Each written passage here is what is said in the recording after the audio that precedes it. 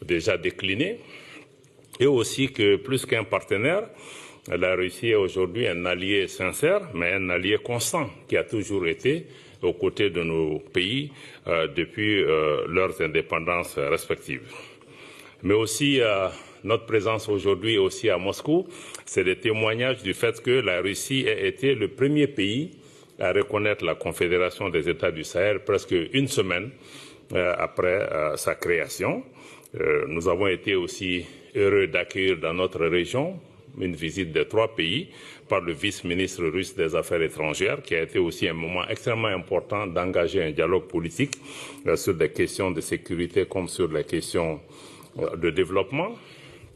Pour nos pays, son Excellence le président Traoré du Burkina Faso, comme le général d'armée Abdourahmane Tchani de la République du Niger, comme le général d'armée Assimi Goïta du Mali, en conjonction avec son Excellence le président Vladimir Poutine, mettent aujourd'hui l'intérêt de leur population au cœur de leurs actions.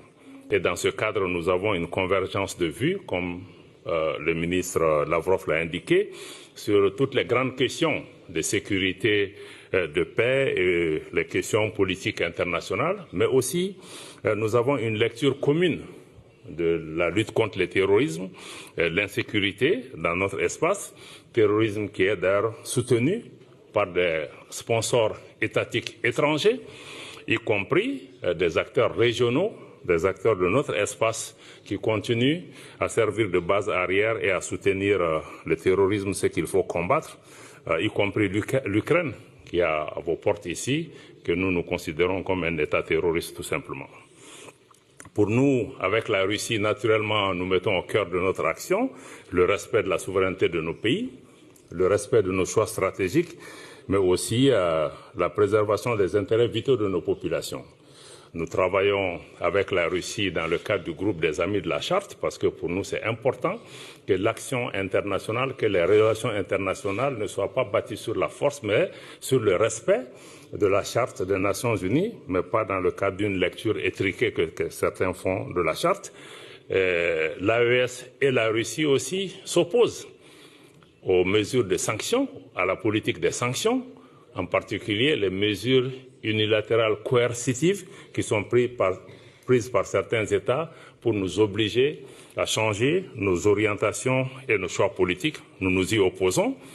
Nous nous opposons également avec la Russie à l'ingérence dans les affaires intérieures des pays.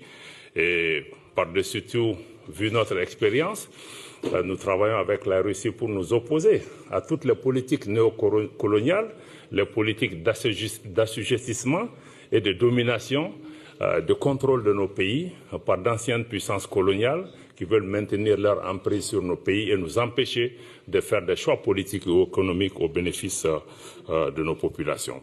Ça, c'est du point de vue du partage de la vision commune des valeurs et des principes.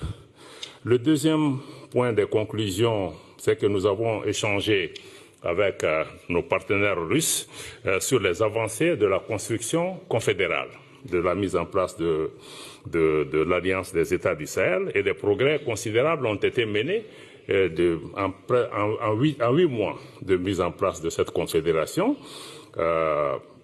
qui est bâtie sur 3 piliers, la défense et la sécurité, le pilier diplomatie et le pilier développement.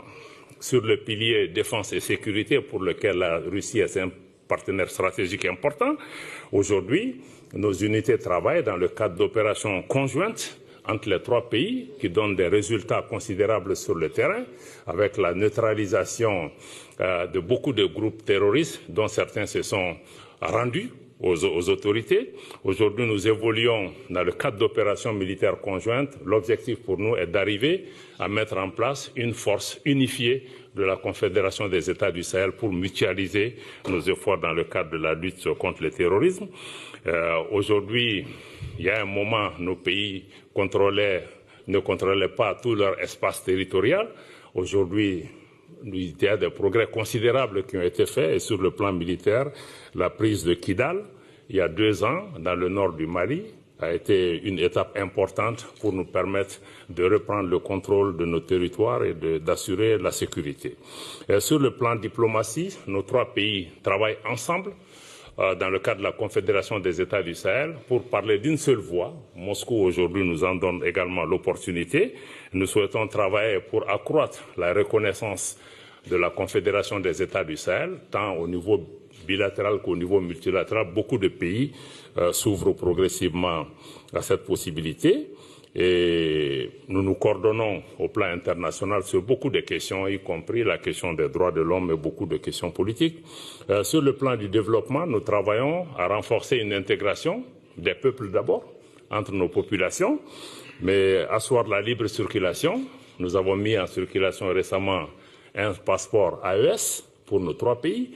Ensuite, une décision est prise pour la mise en circulation des cartes d'identité biométriques et aussi avoir un espace de visa qui sera aménagé, un visa commun à nos 3 pays. Nos pays travaillent aussi dans le cadre de projets structurants dans le domaine des infrastructures, de l'énergie et d'autres domaines.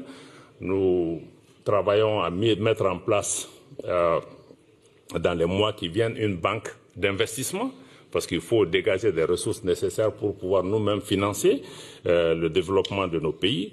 Et récemment, nous avons mis en place un prélèvement confédéral qui permet de prélever 0,5% des importations pour pouvoir financer le fonctionnement de cette organisation, de cette confédération, mais aussi en même temps pouvoir financer la banque d'investissement, mais aussi financer les différents projets structurants dans notre souci d'avoir une organisation qui soit autonome, mais qui soit financée principalement par nos ressources, même si nous restons ouverts à différents partenariats sans qu'ils puissent prendre le contrôle de notre organisation.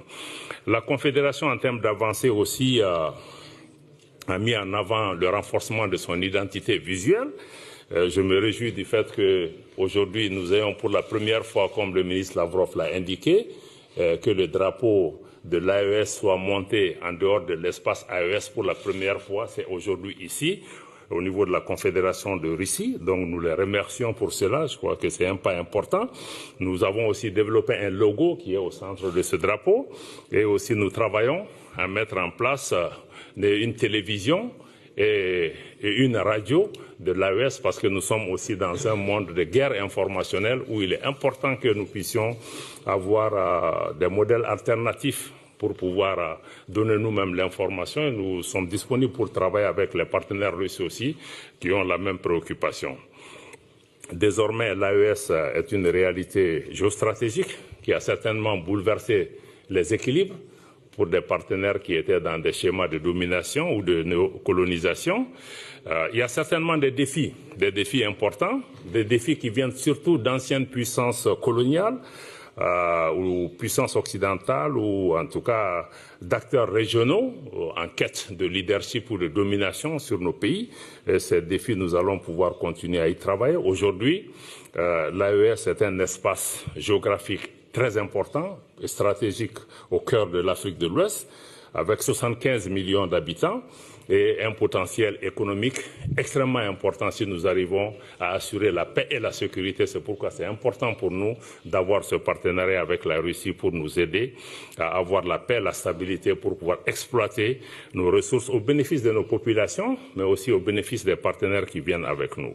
Le troisième point de conclusion majeur de nos échanges, c'est comme je l'ai dit, la Russie nous a réitéré sa volonté de rester à nos côtés en tant que partenaire sincère, constant, et de maintenir une lecture objective de la situation de nos pays, et aussi de continuer à soutenir nos pays sur la scène internationale, comme nous nous sommes engagés aussi à travailler pour apporter notre appui à la Russie chaque fois que cela est demandé. Nous saluons la résilience du peuple russe et aussi, je voudrais rappeler notre engagement commun à redoubler nos efforts dans le cadre de la lutte contre le terrorisme, contre les terroristes et contre les sponsors étatiques des groupes terroristes, comme l'Ukraine, comme je l'ai indiqué, qui est aussi un des sponsors du terrorisme et qui doit être traité comme tel. La Confédération AES œuvre à défendre en particulier notre sécurité. Nous avons été bâtis pour ça en particulier, mais aussi défendre les intérêts de nos populations. Nous ne cherchons à menacer aucun pays, aucun peuple. Nous voulons juste défendre nos intérêts. Comme je l'ai dit, il y a des opportunités économiques qui existent Nous voulons travailler à des mesures de facilitation des investissements pour les partenaires extérieurs pour pouvoir nous aider à exploiter, à transformer nos productions, nos produits au bénéfice de nos populations et à développer les différentes infrastructures dans le